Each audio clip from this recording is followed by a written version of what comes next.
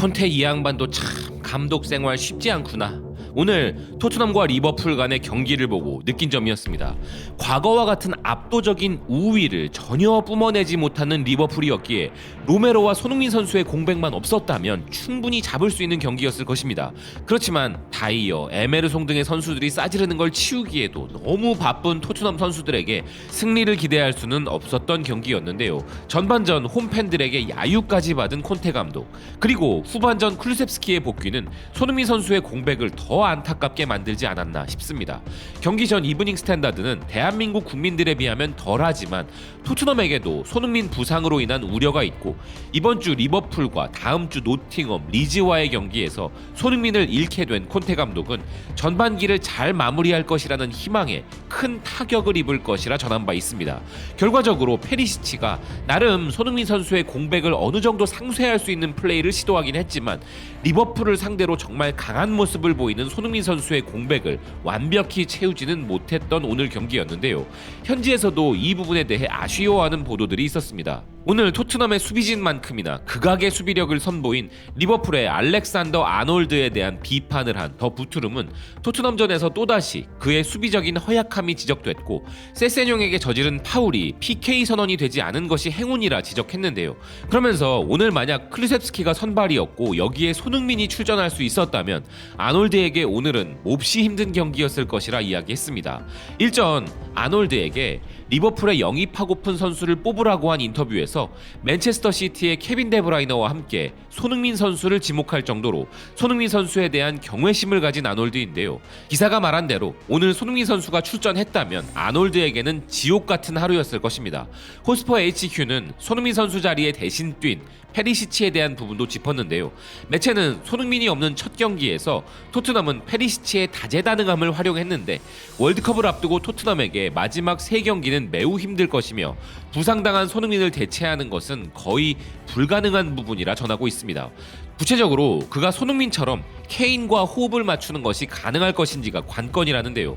당장에 이렇게 손흥민 선수가 단 한 경기만 출전하지 않아도 난리가 나는 팀은 토트넘만은 아닙니다. 어쩌면 토트넘보다 훨씬 더 큰 타격을 입을 수 있는 팀은 카타르로 향하는 대한민국 대표팀인데 그나마 긍정적인 전망들이 나오고 있죠. 오늘 경기 후 현재 손흥민 선수의 상황을 가장 먼저 접할 수 있는 사람 중 하나인 콘테 감독의 입에서 나온 한마디를 현지 매체들은 모두 헤드라인으로 보도했는데요. 손흥민 선수의 월드컵 출장을 확신한다는 의견과 지금 병원이 아닌 집에 있을 정도로 양호한 상태임을 확인한 것은 불행 중 다행이라 할 수 있을 것입니다. 11월 12일로 알려져 있는 최종 명단 발표 전까지 누가 대표팀에 승선할 수 있을지는 어느 정도 나와 있지만 손흥민 선수의 부상은 정말 큰 변수인데요.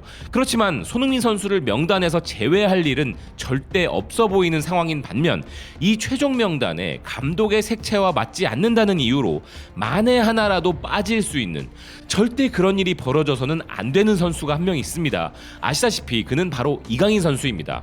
오늘 비아레알과의 경기에서도 선발 출장하여 2대0 팀 승리에 일조한 것은 물론이고 시즌 전 경기 출장과 공격 포인트로 팀의 에이스로서 자리 잡은 이강인 선수는 유럽 5대 리그의 주전 선수임에도 불구하고 그의 플레이 스타일과 벤투 감독의 축구 철학의 충돌로 인하여 월드컵 최종 명단을 걱정해야 하는 아이러니한 상황에 놓여 있는데요.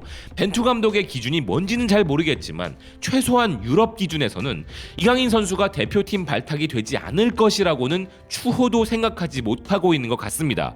이탈리아의 레퍼블리카는 월드컵에서 유럽이 깊이 알기 시작한 건 손흥민만이 아니라는 기사를 통해 아시아 각국의 스타들을 조명했는데요. 많은 사람들에게 손흥민은 역대 최고의 아시아 선수인데 그의 부상과 수술로 인하여 위험에 처한 대한민국 대표팀은 두려워하고 있다면서도 쿨리발리를 나폴리에서 지워버린 김민재와 발렌시아 유스팀에서 자란 마요르카의 미드필더 이강인도 있다고 주목했는데요. 골닷컴 역시 대한민국 대표팀 최종 명단을 예상하면서 이강인 선수가 포함될 것이라는 예측과 함께 마요르카의 이강인은 벤투 감독의 중원 선택을 더욱 혼란스럽게 만들 것이라 전망하고 있습니다. 이강인 선수의 대표팀 발탁을 거의 기정사실화하거나 이강인 선수를 포함한 대한민국 국가대표팀이 상식적이라 받아들이고 있는 유럽 매체들인데요. 아울러 우리의 첫 월드컵 상대인 우루과이 대표팀 명단에 들어가기를 고대하고 있는 이강인 선수 동료의 인터뷰도 있었습니다. 있습니다. 우루과이 대표팀과 마요르카에서 라이트백 포지션에서 뛰고 있는 지오반니 곤잘레스는 대표팀 55인 명단에 오른 소감을 묻는 질문에 다시 대표팀의 레이더에 올라갔고 최종 명단에 들어갈 것이란 희망을 놓지 않고 있다면서 마요르카 내에서 우루과이의 라이벌이 될 수 있는 좋은 기회를 가진 2명의 동료가 있다 이야기했는데요. 그들은 가나의 이드리수 바바와 한국의 이강인이라면서 한국 선수 이강인은 어린 나이에 이미 유럽에서 많은 경험을 하고 있는 훌륭한 왼발 윙어이자 기술적으로 풍부한 선수다라고 평가했습니다.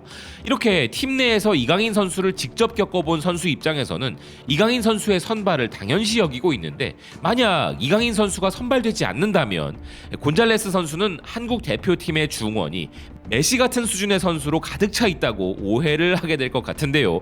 벤투 감독이 보기엔 이강인 선수에게 취약점이 있어서 그가 이강인 선수를 뽑지 않았다고 할 수 있는 부분도 스페인 매체 문도 데포르티보의 기사를 보면 얼마나 업그레이드 되었는지 알 수 있습니다. 매체는 한국 선수 이강인은 아기레 감독의 도움으로 그가 그토록 갈망하던 규칙적인 경기 보장을 얻었고 의사결정 능력이 향상되면서 팀에서 그의 역할이 개선되었다 전하고 있는데요.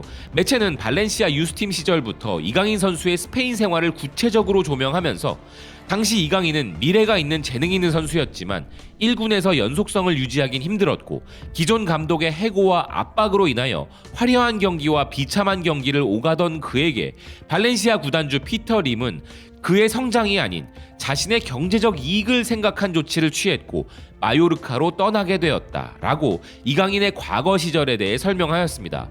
이어 마요르카로 이적해온 이후에도 들쑥날쑥한 출장으로 인해 힘들었지만 아기레 감독이 마요르카로 부임하면서 상황이 달라졌다는 것인데요.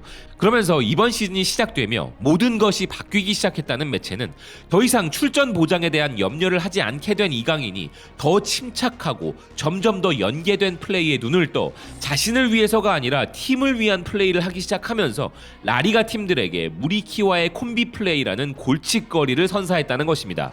매체는 이강인 선수에 대해 평가하기를 이전에 이강인 선수는 팀 내에서 개인 플레이어였지만 지금은 팀의 이익을 위해 개인의 재능을 쏟고 있으며 이 차이는 지저분하지 않은 깔끔한 플레이를 만드는 작은 차이였고 아기레 감독으로부터 인내심을 갖고 경기 중 자신의 순간이 오기를 기다리는 법을 배운 이강인은 발렌시아와의 경기에서 보여준 훌륭한 골로 자신을 증명했다 전하고 있습니다.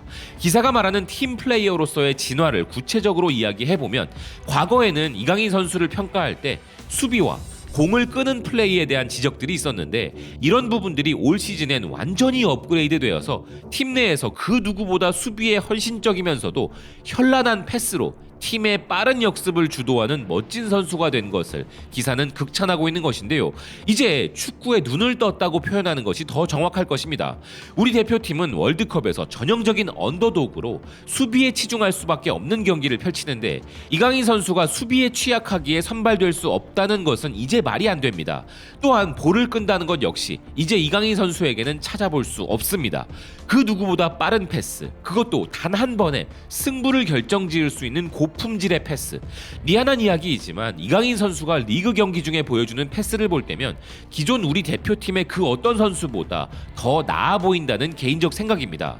얼마 전 영국의 인디펜던트는 우리 대표팀이 16강을 진출할 가능성이 매우 높다고 평가하면서 16강에서 만날 가능성이 높은 팀으로 브라질을 예측하였습니다. 물론 이 예측의 기반에는 손흥민 선수가 중심인데 부상 여부 이전의 예측이었는데요. 이어 주목할 선수로 김민재 선수를 뽑은 것은 물론 이강인 선수도 당연히 포함된 예측이었습니다. 솔직히 말해 우리 대표팀 선수들 모두 훌륭하고 소중한 선수들인 것은 당연하지만 이강인 선수의 대표팀 명단 제외는 상상도 하기 힘든 일인데 벤투 감독의 이전 성향을 볼 때면 제외 가능성이 없다고 할 수는 없는 게 문제인데요.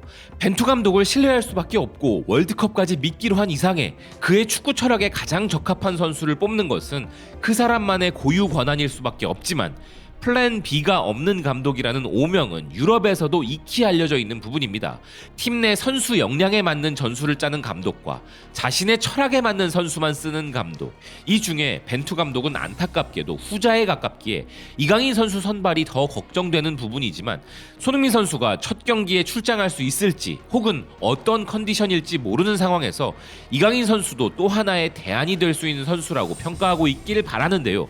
무엇보다 결정적인 상황에서 모두를 놀라게 할 센스로 경기의 흐름을 바꿀 수 있는 선수를 꼽자면 손흥민 선수를 제외하고 현 시점 대한민국 넘버원은 이강인 선수일 것이기 때문입니다.